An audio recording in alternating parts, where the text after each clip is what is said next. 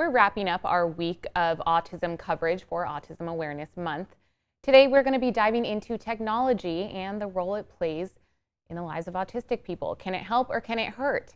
Now let's take a look at how new apps and social media could actually improve the lives of people with autism.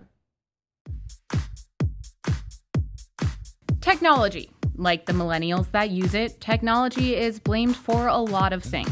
Poor face-to-face communication, a distraction, social awkwardness, ruining modern-day dating. Holy sh**, Emily. Tech can't seem to catch a break. But for people on the autism spectrum, technology can be the remedy for an otherwise isolating life. A study for the Centers for Disease Control and Prevention shows that about 30% of people with ASD are unable to communicate their wants, needs, and thoughts verbally, meaning that over 20,000 children born each year will have severe speech and language disabilities. But new technology has the power to help children with autism gain confidence in social situations. Apps called visual scene displays create interactive displays and stories with text-to-speech narration that make it easier for nonverbal autistic people to develop storytelling skills.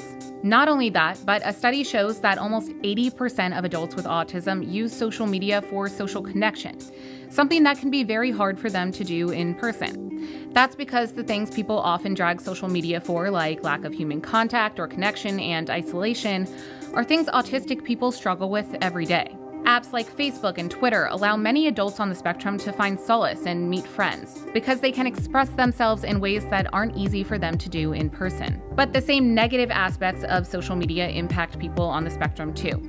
Studies found that face-to-face interaction is still necessary, not only for autistic people, but for everyone to avoid loneliness and connect with peers.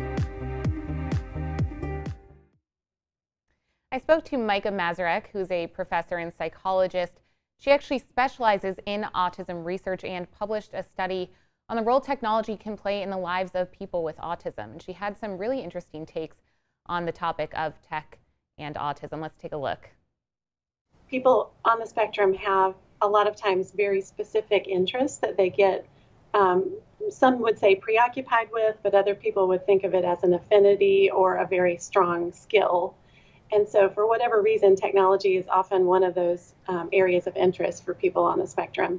It could be because they have a lot of times very strong attention to detail and really good skills when we think about things like visual spatial processing and understanding patterns and the way things look. And so technology oftentimes is visual and provides a lot of ability to focus in and focus on a particular thing. How does technology help autistic people? And then to further that, in what ways could it actually maybe hurt them? Let's say there's a child or an adult who's not able to verbally communicate. They might be able to use a device like an iPad or a very specialized device that allows them to look at pictures and point or touch the picture that they want to say. And so that gives them a voice when they otherwise wouldn't have a voice.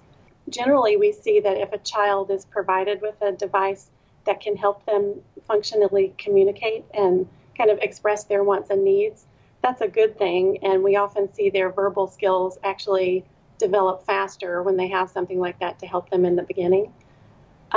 What we want to be a little bit careful about with technology in terms of treatment is that we don't want to we want to make sure that the skills we're teaching get generalized into the real world so that the child's not entirely dependent on that device, but they're able to actually use it to interact and engage with the world. What about treatments? So things like, I know it's not, the same category at all, but depression and anxiety, there are apps now on smartphones that can help you with that. Are there apps like that for autism? Yeah, there's a ton of different apps that are being developed, probably hundreds. I haven't actually looked at the latest numbers of them. So there are lots and lots of apps, and I know that families are sometimes overwhelmed by the number of possibilities when they're looking for apps for their children. At this point, there's so many choices, and we don't actually know which ones work and which ones don't. So as a scientist, it's important to me to know that if I'm going to recommend a treatment for a family, that it actually works. So we've talked about, communication and how technology can help autistic people communicate, but what about social media? What about, Instagram and Facebook? Does that help them, or can it make it a little bit overwhelming for someone with autism? What our studies have shown is that people with autism do use social media, and they report that the reason they're using it is to make connections with other people.